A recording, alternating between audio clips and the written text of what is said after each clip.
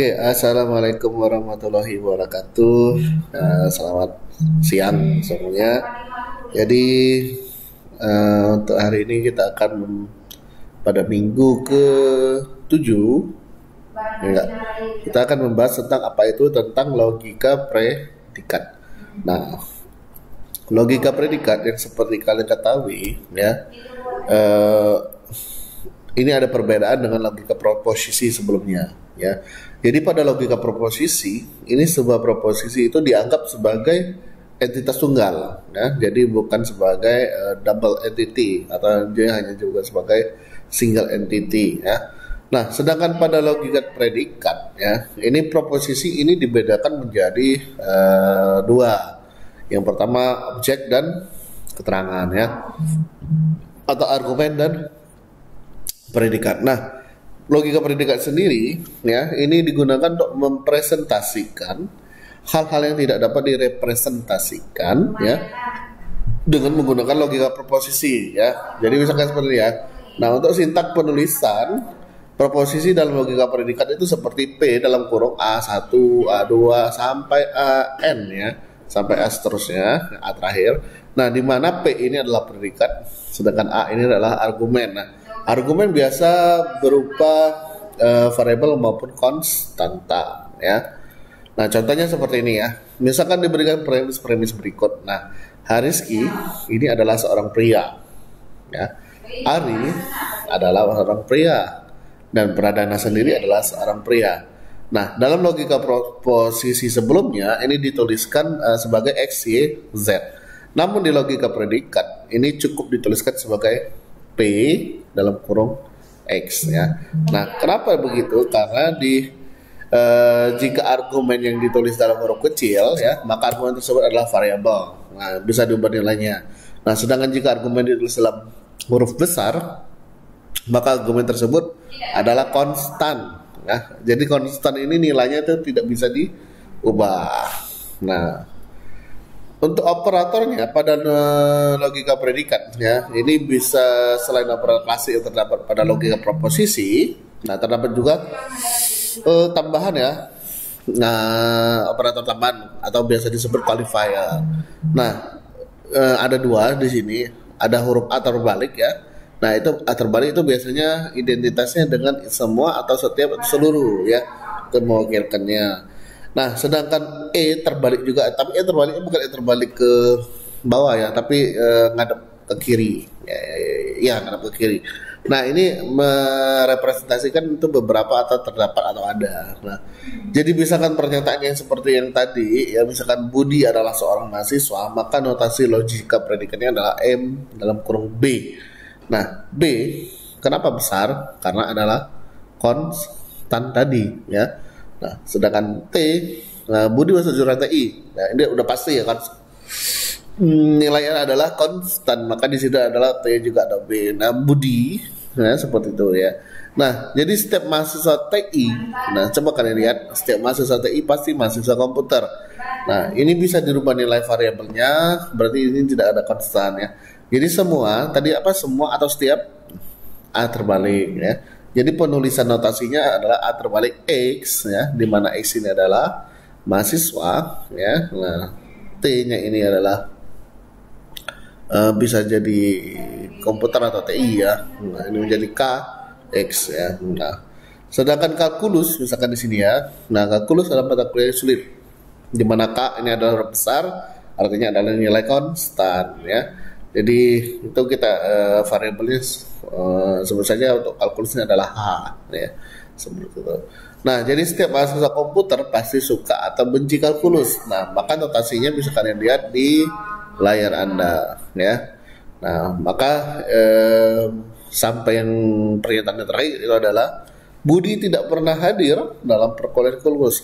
Karena tidak pernah hadir, ini berarti sudah konstan nilainya. Jadi negasi P, ya, dalam kurung, ya, BK, ya.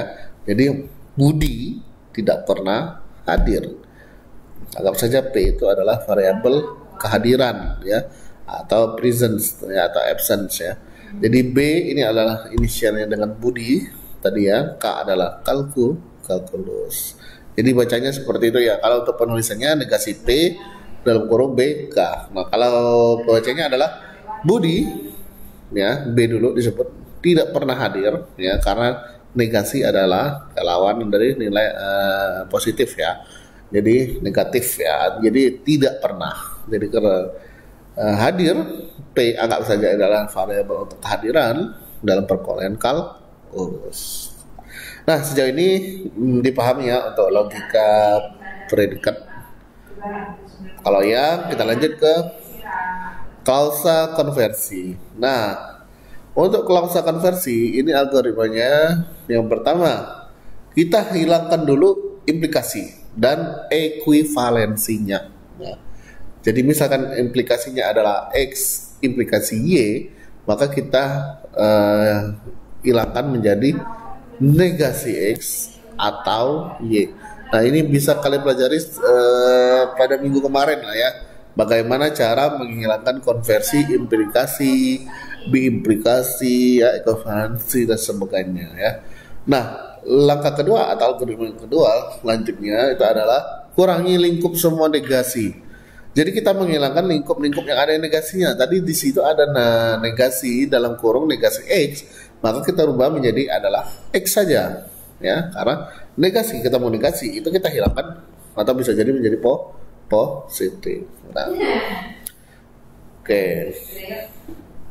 Nah, di situ ada negasi X atau Y, berarti ini bisa menjadi negasi X dan negasi Y. Karena kenapa? Itu kan ada dua pilihan, ibaratnya negasi X kita nggak yakin nih negasi X atau negasi Y sih. Nah, kita rubah saja, udahlah. Ini negasi X satu atau negasi dan negasi Y ya. Begitu juga dengan kebalikannya. Nah, untuk entitas dan beberapa tadi itu sama juga ya. Kita semua hilangkan negasinya ya kalau ada negasi. Oke, sorry. Jadi untuk standarisasi variabel sehingga setiap qualifier A terbalik dan E terbalik tadi ya. Saya lupa ini bacanya apa ya. Memiliki variabel yang unik ya. Nah, di mana contohnya bisa kalian lihat di situ adalah sebentar ya. Nah, jadi itu semua X ya atau setiap X, PX atau setiap X ya, QX ini menjadi semua X atau PX ya, PX atau semua Y maka Q nih. Oke. Nah, oke, apa ya tadi saya lupa tadi. Jadi di sini ada A terbalik ya, E terbalik, ada juga T terbalik. Tapi T terbalik ini tidak dihubungkan dengan logika pendidikan ya, tapi lebih ke sudut kalau nggak salah. Kalau T terbalik itu biasanya tegak lurus ya, jadi tegak lurus. Nah, langkah selanjutnya dari tadi udah semua ya. Langkah selanjutnya kita pindahkan semua qualifier ya, baik itu A maupun E terbalik ke depan ya, tanpa mengubah urutan relatifnya. Misalkan seperti ini tadi sebenarnya ya, ini kita jangan rubah yang ketiganya ini, jangan kita rubah ya urutannya, tapi kita pindahkan ke depan semua. Jadi nanti akan menjadi hilangkan qualifier E terbaliknya. Nah, sisanya di situ ada delta lagi. A terbalik X ya, ini E terbalik Y, PYX ya. Nah, menjadi maka kita hilangkan E-nya ya, qualifier E terbaliknya ya. Nah, setelah itu kita hilangkan, baru kita buang semua awalan qualifier yang ada A terbaliknya ya. Nah, baru selanjutnya kita gunakan aturan asosiatif distributif ya untuk mengkonversi kalimat menjadi konjungsi atau disjungsi ya. Nah, untuk asosiatif itu X atau Y dalam kurung atau Z ya, sama dengan X atau dalam kurung Y atau Z. Nah, sedangkan distributif kebanyakan dan ya. Tapi X atau Z ya. Nah, dan Y atau Z ya. Nah, setelah itu baru kita buat satu klausa terpisah untuk setiap konjungsi ya. Nah, Setelah itu baru kita standarisasi variabel di setiap klausa. Nah, contohnya konversikan kalimat berikut menjadi klausa. Oke, agak ribet ya. Oke, saya kasih waktu mungkin coba dengan menentukan cara tadi. Kasih waktu berapa ya? 10 menit lah, ya. Oke. Saya kasih waktu 10 menit untuk ini. Nah, kalau sudah, maka hasilnya apa samakah dengan yang saya buat atau yang Anda kerjakan, ya. Kita menghilangkan implikasi, ekuivalensi, terus kurangi lingkup semua negasinya, terus standarisasi variabel, ya, hingga memiliki variabel yang unik. Terus ada pindahkan semua classifier tadi ke depan, ya, tanpa mengubah urutan relatifnya. Nah, baru kita menghilangkan classifier E terbalik, baru kita membuang semua awalan classifier A terbalik. Nah, jadi selanjutnya gunakan aturan asosiatif dan distributif, di mana ini akan menjadi kalimat konjungtif atau disjungsi, ya, konjungsi. Nah, baru terakhir kita buat klausa, satu klausa terpisah untuk setiap konjungsi, dan terakhir baru kita menstandarisasi variabel di setiap klausa. Nah, silakan, ini soalnya tadi seperti ini ya.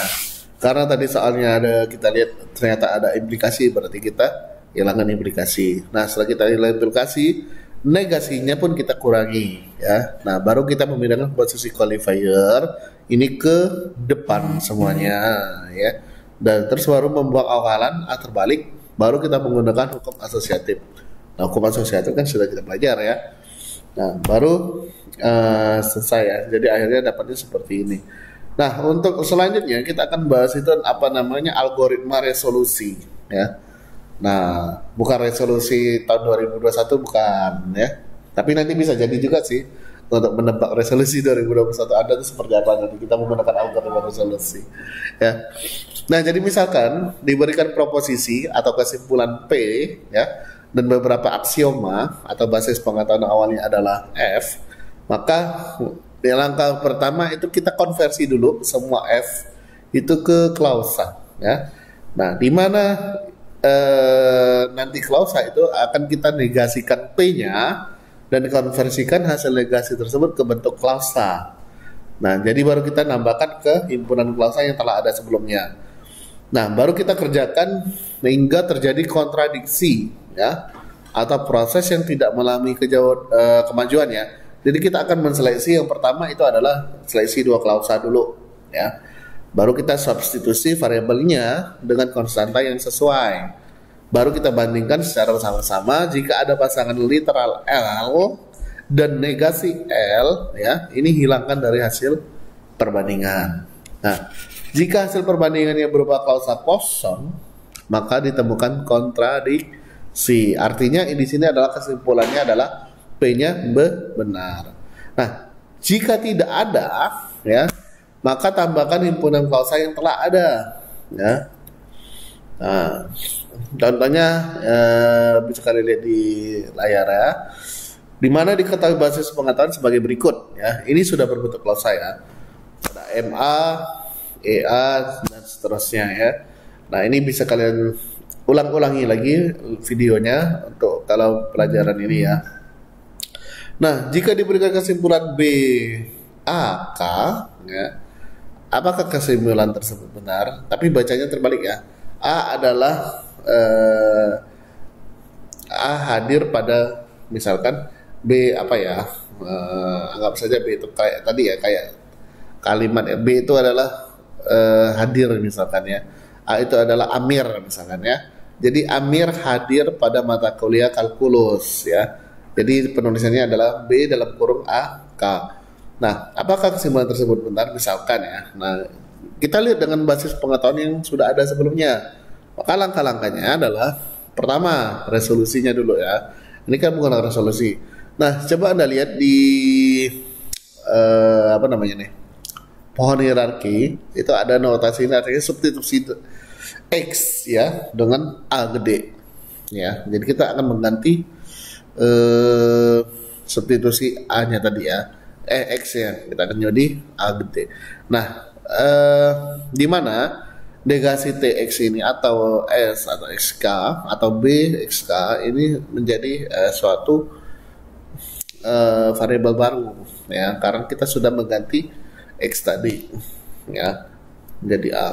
Nah, langkah berikutnya kita hilangkan semua negasi.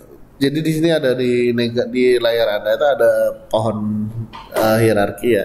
Di situ yang dimerahkan itu berarti kita menghilangkan yang sama, yaitu adalah T ya. Jadi masih ada tersisa negasi EA atau SAK.